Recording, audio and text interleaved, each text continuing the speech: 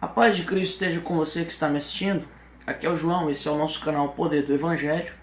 Nós vamos começar uma série de vídeos sobre apologética cristã. Vamos tratar sobre esse tema muito importante.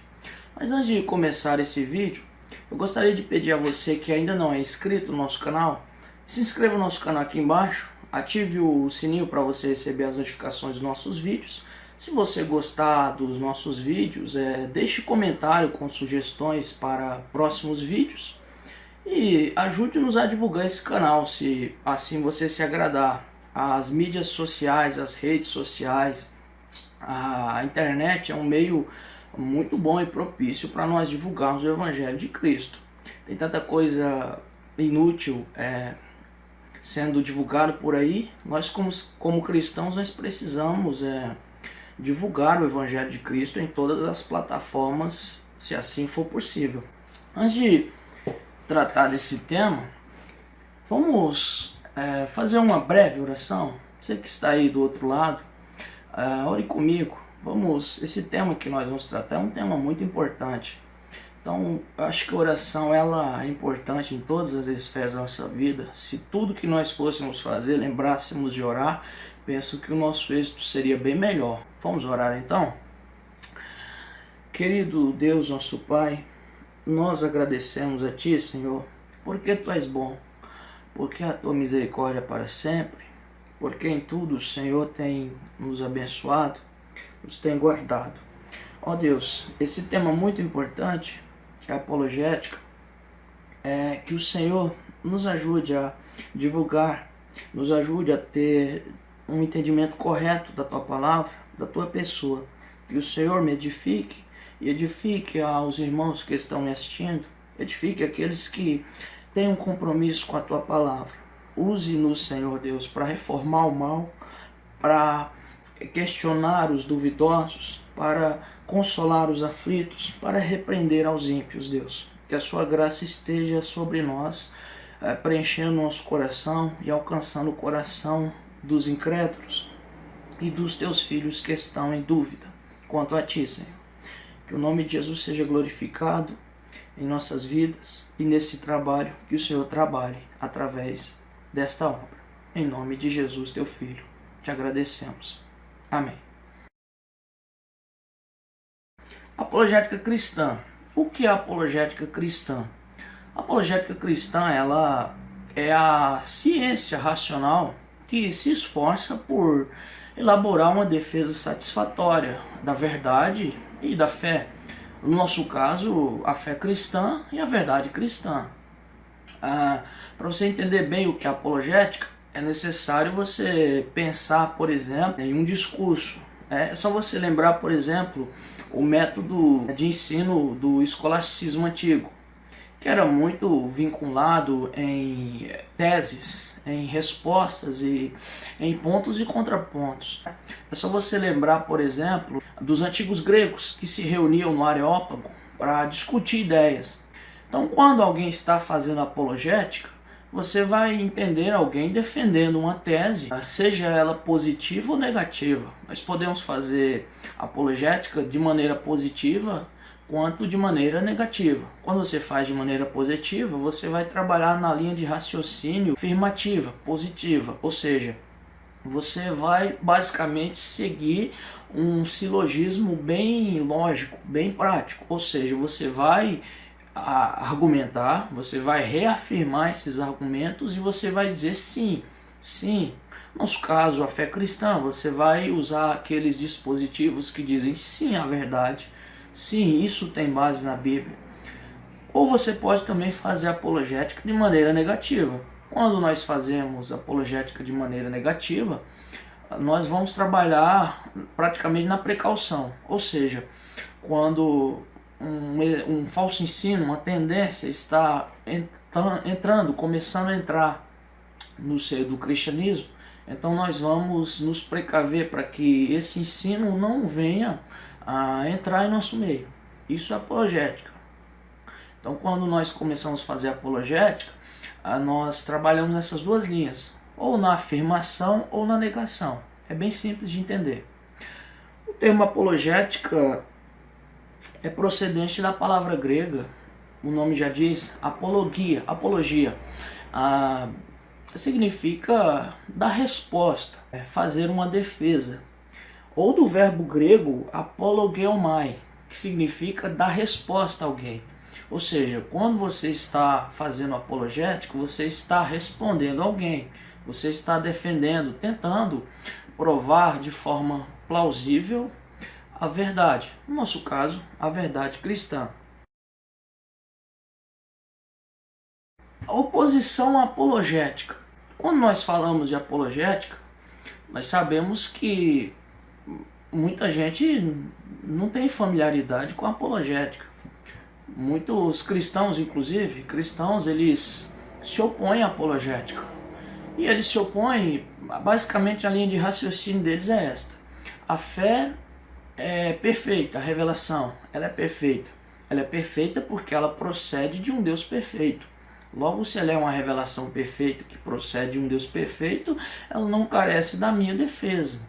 Ela não carece que eu me esforce por defendê-la. Afinal de contas, ela é perfeita, então o que ela precisa meramente é ser exposta. E eu concordo com essa afirmação. Eu entendo que Deus é perfeito e Deus entregou a nós uma revelação perfeita. Todavia, isso não significa que eu não devo me esforçar por provar que essa revelação é perfeita. Até porque existem muitos fatores a serem considerados nessa questão, entre Deus perfeito com sua revelação perfeita em nós. Vou citar aqui um exemplo bem clássico aqui, o distanciamento cultural e textual da revelação de Deus, a Bíblia Sagrada, para nós. Desde o Novo Testamento até nós, desde os primeiros escritos do apóstolo Paulo até nós, são mais de 2000 anos, né? Então, a distância do tempo até os primeiros escritos do apóstolo Paulo e nós é gigantesca, são 2000 anos aí, e os críticos se aproveitam dessa situação para dizer que, para usar esse fator como maneira de questionar a nossa fé. E olha que eles batem em cima dessa questão. Essa oposição, a pessoa pode até não ter muita familiaridade com a apologética. Todavia, é necessário a pessoa tomar cuidado e não entrar por um extremo e dizer que a apologética não procede de Deus e não é necessária. Outra razão pela qual os cristãos argumentam que não é necessário fazer apologética é porque esse trabalho de trazer convicção de pecado ao coração do ser humano é o trabalho do Espírito Santo. Por exemplo, a Bíblia fala em João 16, versículo 8, que o Espírito Santo, ele que convence o homem do pecado, da justiça e do juízo. Mas isso significa que, por exemplo, eu não devo fazer apologética? Essa frase ela procede da verdade? Porque o trabalho do Espírito Santo é convencer o homem do pecado, da justiça e do juízo. Eu não preciso fazer apologética? Eu não vejo que isso seja razão para não fazermos apologética. Se eu entender dessa forma, seria o mesmo que dizer que o trabalho de pregação é um trabalho inútil, porque quem regenera o coração do ser humano é o Espírito Santo. Então eu não preciso pregar o Evangelho. Eu não sei se o Espírito Santo vai regenerar alguém ou não. Na verdade, o que existe é exatamente o contrário.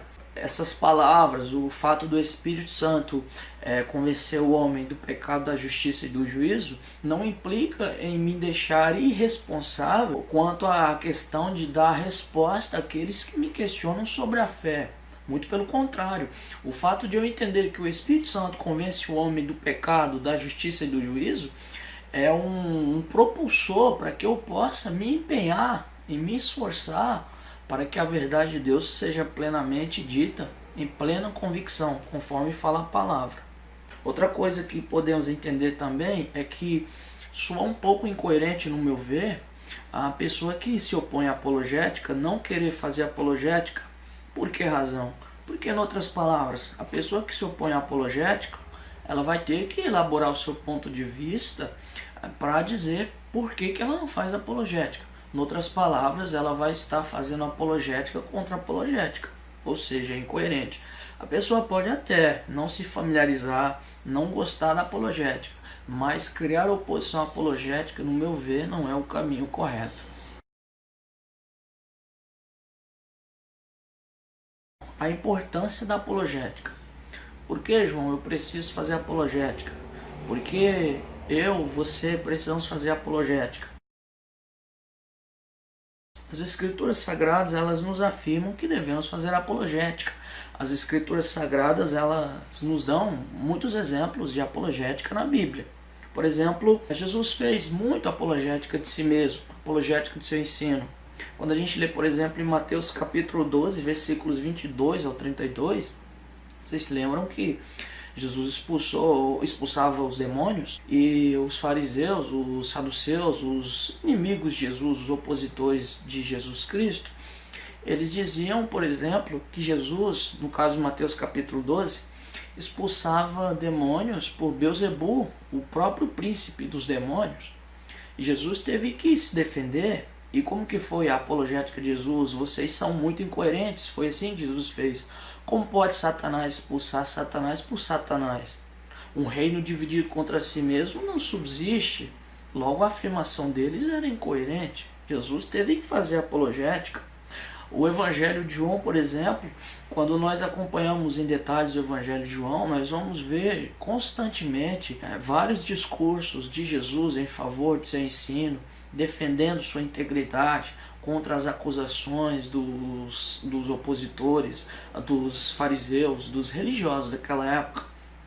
Jesus faz constante apologia. Então, se você quer um exemplo de apologista, Jesus Cristo é um grande apologeta. Também o apóstolo Paulo, que é um apologista do Evangelho, o texto clássico de Filipenses 1, versículo 16, Paulo diz assim: fui posto para a defesa do Evangelho.